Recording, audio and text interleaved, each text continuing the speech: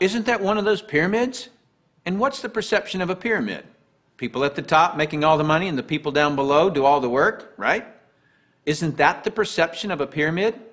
Let me explain why this is not a pyramid and why people at the top don't necessarily make all the money. Let me just make a quick point before I discuss the pyramid issue. It's not the geometric shape that people have a problem with. This geometric shape is probably the shape of your family tree, the shape of our government. To the architect, it's the strongest structure known to man. Every organizational structure in the world is this shape. So the shape isn't the problem. However, that perception, people at the top earn all the money, let me illustrate that for you. Here's a typical corporation. At the top, you have a CEO, which stands for Chief Executive Officer. Does the president earn more money than the CEO? Not normally. How about below the president? Do any of the vice presidents earn more money than the president? No. Let me ask this question, and I want you to really think about it. What would happen if some of the vice presidents of a corporation made more money than the president? Really, what would happen? Talk about total confusion. This whole process is called delegation. Each level of the corporation earns less income. The reason the president can tell the vice president what to do is because they make more money. So the corporate structure is people at the top making the majority of the money, and the people at the bottom do not. The CEO of any corporation earns off the productivity of, or is leveraged off of, everyone in his or her corporation. Whether that CEO personally hired every employee or someone else in the company hires them. So the CEO, and only the CEO, earns on multiple levels of his or her company. And the model that I'm suggesting as being brilliant is where you, the individual, are given that same opportunity to earn on multiple levels of brokers and agents, just as the CEO of a corporation is. From here on, I'll refer to this form of marketing as network marketing. In network marketing, you, the individual, are given the opportunity to earn off the productivity of the people in your organization, whether you personally sponsor them or someone in your organization sponsors them. Remember that I said to reach true leverage, you must create a situation where everyone has the same amount to gain. Well, that's what I just described. Here's what makes the network marketing structure the absolute fairest structure available. In most network marketing companies, everyone can earn a certain number of levels deep of the organization they build. Everyone in the company can earn that same number of levels deep, like maybe 4 levels deep or 6 levels deep. Let's say we use 4 levels. So if you build an organization to be more productive, then you would earn more money than I would, even if you were in my organization. In the example shown, you would earn on 3 levels I couldn't reach, because everyone gets the same number of levels. There are people in my organization right now that earn more money than I do. Do you know what I call that? Fair. Shouldn't it be that way? I mean, take any structure. Shouldn't the most productive person in that structure make the most money? Now I'd like to show you an interview that I did a few years ago with Dr. Charles King, who holds a PhD from Harvard and is a professor of marketing at the University of Illinois at Chicago, who actually teaches network marketing at the university. Dr. King, we're delighted to have you here. I'm pleased to be here, Tim. Dr. King, could you tell us a little of your education and your business background? Tim, I'm a professor of marketing at the University of Illinois at Chicago. I got my bachelor's and master's degrees from the University of Texas in Austin, spent a tour of duty with the Exxon Corporation, and then returned to get my doctorate in business administration from Harvard University. More important to this discussion, over the last 6 years, I've been involved in doing research, teaching, and consulting in network marketing. So coming from such a conservative school, and I know you a little bit, and I know you to be very conservative, what caused you to look at network marketing to begin with? In 1990, we had a major economic recession in the United States. The Midwest and Chicago particularly were very badly hit. As a result, the interviewers stopped coming to campus. We were graduating hundreds of students a semester, and they weren't getting jobs. Our alumni were coming back to us, losing their jobs, looking for help, and we had nothing to offer them. Now, I started looking, because of my background in business consulting, at alternative career paths. I went out and I looked at starting your own business, at home-based businesses. I looked at franchising. I looked at direct selling. And in the direct selling arena, I backed into network marketing. Now, I was very cynical, skeptical. Tim, I was negative about network marketing. They don't teach network marketing at the Harvard Business School, and I didn't know much about it. The end result was one of my students who was on the team asked me, "Why are you so negative about network marketing?" I looked at that young man and I said, "Son, I know enough to know I don't want to know any more."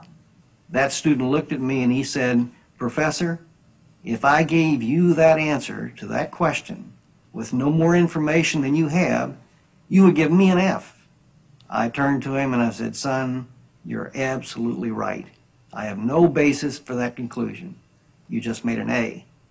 As a result, we went to the library, we went to meetings, and for the next 6 months, we did due diligence on the network marketing industry. I visited the top companies, I talked to network marketing leaders, I became an evangelist. In 1990-91, we started teaching network marketing in the marketing curriculum at the university.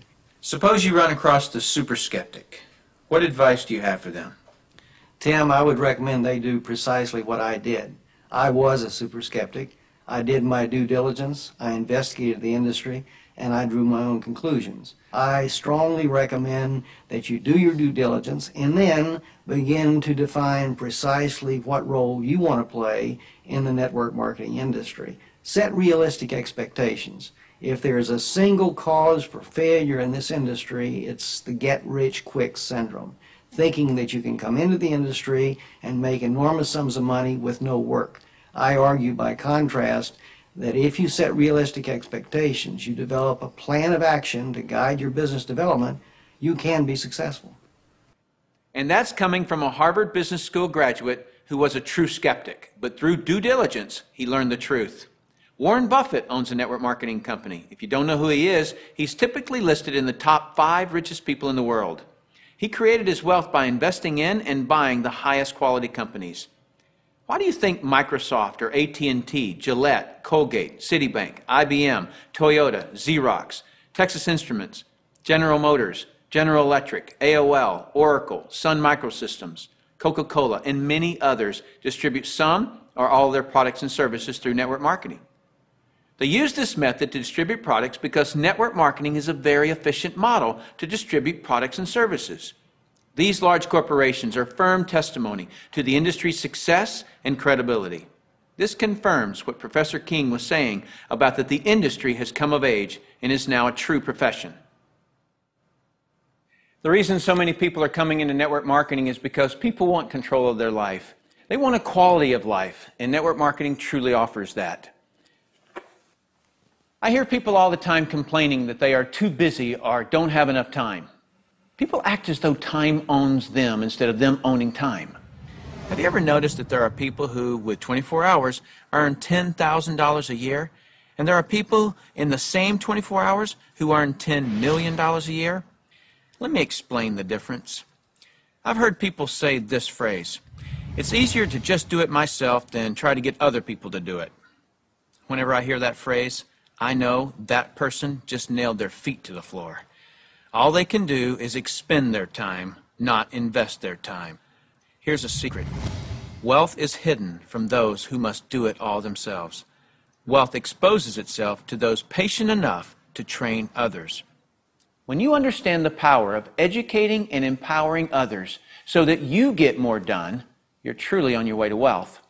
Now, with that understanding of the importance of training others so you get more done, look at network marketing, and you'll see why I call it brilliant compensation. In network marketing, what you teach and train others to do is duplicate what you do, which is to find and train others. This is actually multiplying you. That's why I say, next to your spiritual growth and your family, there is nothing in the world you can do that will reward you better than investing your time in network marketing. I'd like to cover one last thing in closing, which I feel is one of the most important points for you to fully understand the value of network marketing. Let me illustrate something to you that is so profound. What's the maximum number of hours you could work in a day? 24 hours, right? So if you didn't sleep all day, you could work 24 straight hours. What if you didn't sleep for a whole year? You could actually work 8,760 hours in 1 year. but that's the maximum number of hours you could work in a year. I have 56,000 people in my organization worldwide. Well, let's suppose that all 56,000 people work just 1 hour out of a year. 56,000 people times 1 hour each equals 56,000 hours of work that I'm being paid on. Well, for most people to earn on 56,000 hours of work, they'd have to work for over 6 years, 24 hours a day without sleep to put in the same amount of hours that I could in 1 hour a year. Let me throw in something really ridiculous. Suppose all my 56,000 people worked 1 8-hour day in a year. 56,000 people times 8 hours is 448,000 hours I'm being paid on. Well, it would take most people working over 51 years, 24 hours a day, to do what I could do in 8 hours a year. 8 hours in 1 year versus 51 years working 24 hours a day? Doesn't seem fair, does it? It's definitely not fair. What's not fair is that you haven't understood this until today, and other people have. But now that you understand it, take responsibility for it. Don't go running and try to create reasons why you can't do this. You can do this. I don't say any of this to impress you. I don't need to impress you. This is an educational-only video. My purpose in creating this tool is to contribute back to that woodpile that so generously gave to me. Because network marketing has given me a lifestyle I previously couldn't have imagined. And because network marketing has given me total financial and time freedom, I feel it my responsibility to explain the industry in an understandable way. So I say all of this only to impress upon you that the difference between the wealthy and everyone else is leverage. You've got to understand that. And nothing gives you, the individual, leverage in such an ethical way like network marketing can. So go get a pad of paper, write down what you really want in life. Then call the person who gave you this video and tell them whether you're an A, B, or C. C is, see you later, no thanks. That's fine with us because your relationship with the person who gave you this video is more important to us than anything. Or you're a B. A B is, I may be. I want to first explore the product. If that's you, then do that. Don't procrastinate. The #1 killer of financial success is procrastination. People just putting it off until tomorrow, and they've somehow convinced themselves that they'll actually do it tomorrow. You know what I'm talking about. As soon as I'm done with this project, then I'll have more time. Or as soon as little Jimmy gets back to school, then I can, and they never do. If a person has an excuse, they have all they need to fail. Don't let that be you. Get your product today. Or you're an A, and that means absolutely. No, you don't have all your questions answered, but you see enough to start and begin your training. Very well done to you in your ability to make a decision. If it's late at night and you just watch this, don't be concerned that the person who gave this to you is sleeping right now. They'll be up. And if they're not, wake them up. Tell them, hey, now that I understand this thing, I can't sleep. And if I can't sleep, you're not going to sleep. Believe me, they'll appreciate that call. So call that person and tell them whether you're an A, B, or C. That's it. Join us. You'll be glad you did. Now is the right time, the smart time. Thank you for taking the time to view this video. I hope it's been educational to you. What I really hope is that you'll put this information to good use. Next, you'll see some common questions that you can interact with. I look forward to working with you, should our paths cross. I'm Tim Sales.